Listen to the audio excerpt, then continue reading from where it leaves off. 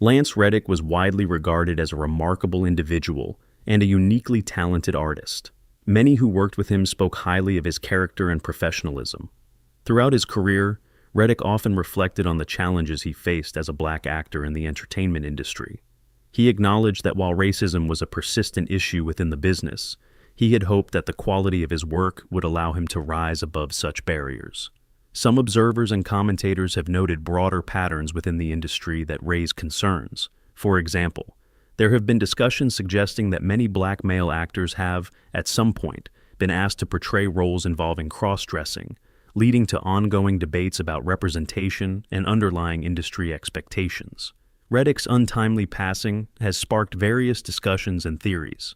Some individuals have raised questions about the official cause of death, suggesting that there may be deeper issues that have not been fully explored. His family reportedly expressed doubts regarding the official reports, which have fueled further speculation. Additionally, remarks from well-known figures in Hollywood, such as Keanu Reeves, have led to suggestions, without direct accusations, that there might be aspects of the industry's inner workings that are not fully transparent. These comments have added to ongoing conversations about whether certain outspoken individuals in the entertainment world face unique pressures or challenges. Lance Reddick's legacy includes not only his powerful performances, but also his courage in speaking openly about the complexities he witnessed within the industry. While there is no confirmed evidence of any wrongdoing related to his death, the questions surrounding his passing continue to resonate with those who admired his work and respected his voice. The rise of other Hollywood stars who've criticized the system was Lance next to go. Lance Reddick, who appeared in The Wire, Fringe, and John Wick, died in March 2023. But his unexpected demise raises questions that cannot be ignored. Lance's family says the official reason for his death doesn't match his life. They say it's contradictory to his lifestyle, raising suspicions of something more nefarious. We'll investigate Lance Reddick's death and Hollywood's biggest secrets today. If so, why was his death planned? What made him a target in a systemically flawed industry for his outspokenness? That was my first glimpse of racism's pervasiveness. Lance Reddick's unexpected death shocked 60 fans and co-workers owing to his age and the stated cause of death debate. Despite claims of heart problems, Reddick's family denies it, saying it contradicts his healthy lifestyle. Reddick's thin, muscular look and roles requiring physical and mental sharpness make the cause seem doubtful to those who knew him. This argument raises issues about whether external causes or unreported conditions were involved, or if the official account conceals something deeper. Fans of Marilyn Monroe and Heath Ledger are left wondering about Reddick's unexplained demise. Reddick spoke up against Hollywood prejudice in addition to his acting. He often remarked about being stereotyped as the calm black commander, exposing black performers' tokenism. Hollywood's restrictions prevented Reddick from playing roles that matched his depth and range. These characters usually exist only to check a box and add little to the tale.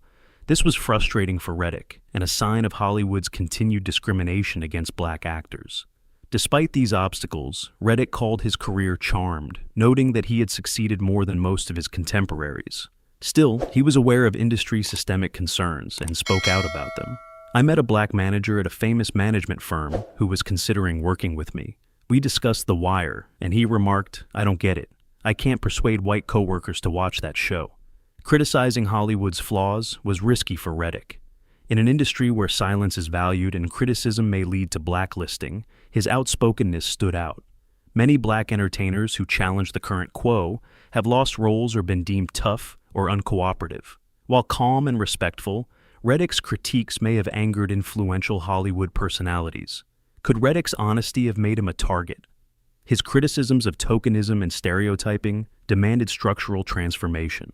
Reddick's voice is typically considered a threat in a society where sustaining the current quo rewards authority. I remember after Fringe completed 2013 with its final season. I had nothing to do with that pilot season. Hollywood has grappled with nonconformists. Many vocal activists, especially from underprivileged groups, face disproportionate barriers. Dissenting voices have been silenced by the entertainment business through loss of opportunity, unfavorable press, or exclusion. While Reddick's career was successful, his stubbornness in accepting industry limits may have hurt him. Lance Reddick was remarkable for his honesty. His honesty and perseverance earned him the admiration of colleagues and admirers. His honest, fearless comments on the entertainment industry showed the same integrity. For Reddick, career success wasn't enough. He also wants systemic reforms for future black actors. He criticized Hollywood because he wanted it to succeed. He envisioned a future where black actors might thrive without stereotypes or token parts. Reddick's raw, honest voice hasn't always been welcomed by the industry. Lance's outspokenness as an actor and a critic of systematic racism set him apart in an atmosphere that often ignores it. Would that have made him vulnerable? John Wick co-star Keanu Reeves was severely impacted by Reddick's death. I'm glad for almost 10 years of knowing and working with him. Reeves wrote Reddick a letter celebrating his service as Charon, the Continental's unflappable concierge, before his death in March 2023. Reeves said they love John Wick because Karen does. This simple but powerful phrase captured how Reddick's character made the titular assassin more approachable. Reeves's letter and the following statements underscored Karen's importance in the John Wick world, and the two actors' strong friendship and regard for each other. Lance was lovely and artistic. Reddick's Karen gave dignity and serenity to a chaotic and violent genre. John Wick's fanciful universe was grounded by Karen's professionalism and delicate compassion. Reeves said, "It was evident that their bond stretched beyond the narrative, becoming stronger over 8 years and 4 films." Reeves called their work on the series a once-in-a-lifetime enterprise, praising Reddick's wit, enthusiasm for his profession, and delight on set. Charon, played by Reddick, was more than a supporting part. The John Wick cosmos was chaotic, but he represented order. Charon stood out due to his calm attitude, passionate loyalty to the hotel's manager Winston, played by Ian McShane, and subtle yet powerful bond with John Wick. Reddick's stern grace balanced the franchise's high-energy action sequences, Reeves said. Karen was notable for his ability to express depth with a glance or tone change.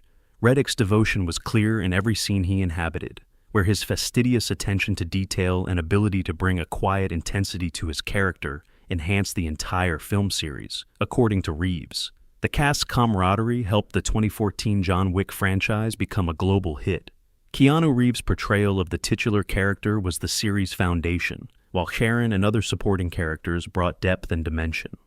Karen's commitment to Wick over unfathomable circumstances inspired spectators and contributed passion to the films. After their time together, Reeves claimed Reddick's impact on the franchise went beyond their scenes. His portrayal of Karen helped create John Wick as a universe where norms and relationships mattered, despite the brutality. Reddick's powerful presence made the Continental's old-world refinement and unshakable honor feel more authentic. Karen's rule-following and unassuming commitment made him crucial to the series' success. Reeves's tribute to Reddick illuminated their shared knowledge of John Wick's uniqueness. "It was more than an action film," Reeves stated. "Reddick's death has left a void in the John Wick universe, but his contributions to the franchise will continue to resonate with audiences for years to come. It was more than acting," he said. His ability to make Karen both formidable and compassionate gave the series a unique energy, and his on-screen dynamic with Reeves created moments of genuine emotional connection amidst the relentless action. Lance Reddick is best known for his roles in The Wire, Fringe, and Bosch, but his portrayal of Karen is one of his most beloved. "American black people recognized me from The Wire. The African black people recognized me from John Wick, but the South African white people didn't." Reddick gave empathy, grace, and depth to a part that may have been swamped by the action. Karen's talent and dedication make John Wick so special. As Keanu Reeves put it, "He made us believe in this world, he made us care." And that's a gift that will never fade. Reddick's death left Keanu and many others in the John Wick family shaken. Was Reddick's target status in Hollywood tied to his refusal to conform? Many actors and musicians have spoken out about the racist and controlling Hollywood. Like Ice Cube, Dave Chappelle, and Monique, Terrence Howard has spoken out about how Hollywood manipulates and exploits black artists. In the mid-2000s, Howard was riding high, delivering powerhouse performances in films like Hustle and F. Marvel Studios offered Howard a groundbreaking deal, reportedly between $3.50 million and $4.50 million, to play Colonel James Rhodes in Iron Man. Howard was the first actor signed for the film and the highest paid star, earning more than Robert Downey Jr., whose career was just starting to revive. It seemed like Howard's star was set to soar even higher. I made $12,000 performing Hustle and Flow. Howard's cooperation with Marvel seemed like a fantasy. Despite the success of the first picture, Marvel abruptly fired Howard from the franchise, sparking industry speculations and blame games. The closing scene of Iron Man set up Howard's character's transformation into War Machine, with Rhodey gazing at the silver suit and teasing fans with the iconic line, "Next time, baby." In Iron Man 2, Marvel replaced Howard with Don Cheadle, citing creative disagreements. Jon Favreau's discontent with Howard's performance and reported set tension. The unofficial account shows how the industry abandoned Howard when it mattered most. I mentioned in your intro that this whole thing started with, when you were working on that Iron Man movie. Yeah, and your drawing. Howard was known for being difficult on set, which caused conflicts during Iron Man's filming. Director Jon Favreau reportedly requested multiple reshoots of Howard's scenes, and his dissatisfaction with Howard's portrayal of Rhodey became well known. However, Howard believed there was more to the story. Howard was surprised when Marvel offered him $1 million for Iron Man 2, despite his 3-picture commitment. He said he had no choice but to leave. Howard told Rolling Stone in 2015 that Marvel immediately began courting Don Cheadle to play Rhodey, even before Howard left. Cheadle was a candidate for Rhodey since pre-production for the first Iron Man. Some people wanted Terrence, some wanted me, Cheadle told MTV News. Howard later admitted that his exit from Iron Man left a sour taste in his mouth, not just because of the pay cut, but because of what he perceived as betrayal. In interviews, Howard revealed he reached out to Robert Downey Jr., whom he claimed helped him land the role of Tony Stark. The betrayal hurt, and Howard said Marvel Studios basically told him his concern wasn't only about the money, though he lost millions, but about the deletion of his achievements. Howard's departure changed his career. He continued to land high-profile roles, but he often spoke about how Hollywood had turned against him after Iron Man.